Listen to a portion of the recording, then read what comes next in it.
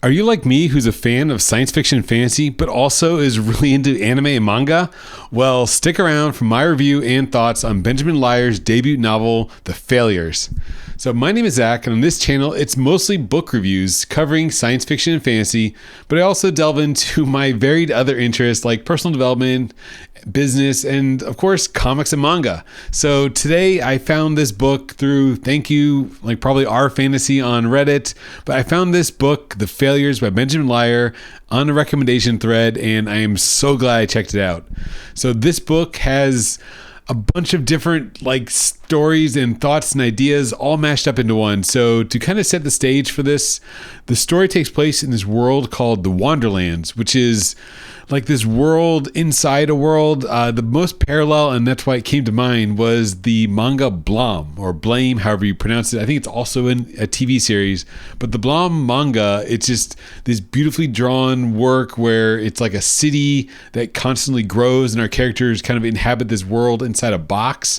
And that's kind of what we're going with as part of the world here in The Failures. So it was really cool, this post-apocalyptic, but also sci-fi fantasy anime kind of style world, because another element that's in this is there's like an element of isekai, which is, if you're familiar with anime, I think most people are, but it's that trope of, I think also in like lit RPGs where it's someone who's transported to another world, and when they go to that other world, they gain all these powers. So very common like anime trope plot line, and it's here in this book, The Failures, not as like a prominent, or sort of prominent, don't want to be too spoiler. It's one of the many POVs that we follow in the story, but it's one of the main like drivers of the plot, this isekai, where you have these some of the characters coming from another world, and it's a main point in the story. It's not like really a spoiler, but it's just really cool because I love isekai, watching anime or reading manga with it, and it's here in this book. But also the great thing about this,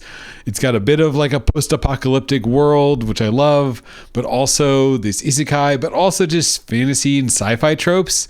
So it's really like, yeah, it checked all the boxes of things I would love, and I did absolutely love it. I just devoured this novel. I read it so fast. Every chance I got, I would listen to the audiobook and just could not put it down. So really good. So talk about the world a bit more.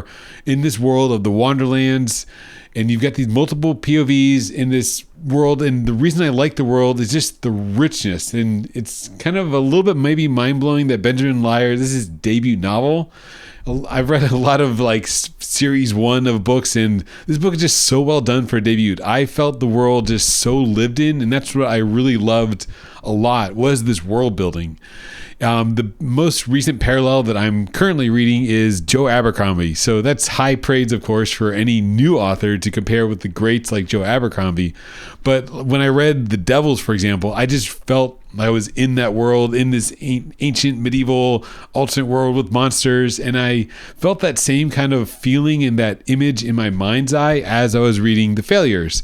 I just felt I was in this world living with these characters, and that's a big driver of enjoyment for me in novels, is getting lost in the world. That's maybe why I stray away a bit from some YA kind of style novels where it's more character driven and you're not given like the mental picture of this world they live in. Not that the characters aren't there, and I'll talk about that next, but the world of the Wanderlands and here in The Failures was just so rich. I could see myself, and maybe it's because I'm also drawing these parallels to stories I am familiar with, some of these tropes of isekai tropes, or I'm envisioning kind of this Blom style world in a city in a world in a box.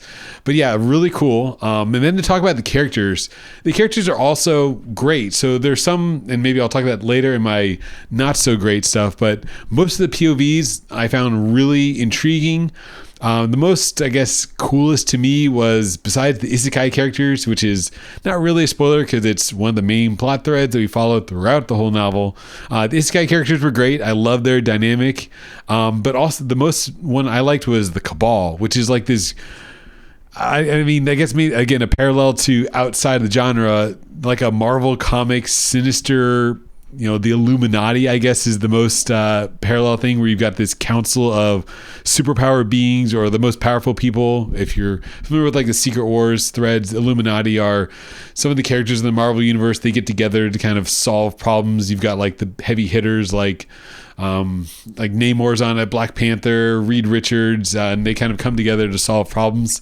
But here in the Wanderlands in this novel, you've got this cabal that are kind of working behind the scenes, and yeah, just building the characters. You can't tell, or you can tell a little bit of what they are. They're kind of quasi-mechanical, but also super powered. You don't really know what's going on with them, which is great because I enjoyed those like little glimpses of what the characters could be, and it gave me kind of almost like Dune vibes, where we've got these mechanical, semi-assisted, autonomous but magical kind of beings in this kind of low-tech but high-tech worldish. Yeah, just very interesting, this convergence of like, yeah, sci-fi and fantasy. So I love the cabal, and they're kind of like scheming, and then like I guess any great novel, you follow these POVs that were, you're kind of like seeing different aspects of the world, and then towards the end everything starts converging, and yeah, once they start meeting up and interacting, it does one of the great things, it has a pretty satisfying ending for a first book. It doesn't solve or reveal half of kind of the plot points that got introduced in this book, so there's still so much more mystery, and I can't wait for the next one. But it does kind of wrap up of some of this backstory and kind of the world building, and now we kind of know where we are in the world and a little bit more of what's going on, even though we're not really in the end game of the overarching plot that's happening with Sophie and her killers, which are sort of like a Suicide Squad-ish, but maybe that's why I didn't like them as much. It's a little bit maybe tropey in fantasy, where you've got the super powered or very strong female lead character with a tragic past, and she of course has this power dynamic, so it was a little tropey there, but none of the other tropes that these other borrowed kind of themes. It was thematic, and her found family kind of not trope, but just they're the killers. Maybe I'm also comparing this again to the Devils, where it is more of a Suicide Squad adjacent. This is just a band of misfits, I guess you could say, and everyone has their own past, and so it's got a lot of these elements that you might like from other parts of fantasy if you don't jive with the anime and manga parts. So a lot of great stuff, and the ending and the plot twist was great. It's satisfying. There is kind of like a quasi big battle, but it's not like a Sanderlanche battle where everything comes together, but the plots do converge, and we're just set up for the second half, and I can't wait for part 2 of the Wanderlands, the next novel. So what I disliked, it's honestly very little. I think the one I disliked was just the one POV of the Deadsmith. I sort of was following it, and the Deadsmith is sort of this necromancer-ish creature, but yeah, I just didn't really, I guess, jive with his plotline and his tragic past. It reminded me of sort of like Skull Knight from Berserk, who is cool in Berserk, but here I just kind of lost that thread. I was more invested, I guess you could say, in the other threads. So besides the Deadsmith, that was really the only thing negative, and that's, if I had to give it a rating, this is like the only half a point maybe for the Deadsmith plotline, but everything else was top tier for me. This really strong mix of science fiction and fantasy. So I think this is a great novel if you like these elements. So if you like post-apocalyptic, if you like science fiction and fantasy that blend, where it's a little bit of magic, but a magical world based on a little bit of sciencey, so a bit maybe like a Sanderson style, where there are seemingly rules to this magic, and we're in this fantasy world, but yeah, it feels like there is some kind of mechanical element, and then the isekai kind of thrown into this. So there's this fantasy land, but there's also humans that are coming through, so they're bringing a perspective, an out of world perspective with modern world, because they talk about being in bars and living life in modern America. So yeah, it's really interesting, really complex, and yeah, I can't say enough. I was really hooked the whole way through. I thought it was a great book. Another maybe parallel, if you're a fan of, again, I mentioned Sanderson, I like the world building vibes of a Joe Abercrombie, but also maybe the world building and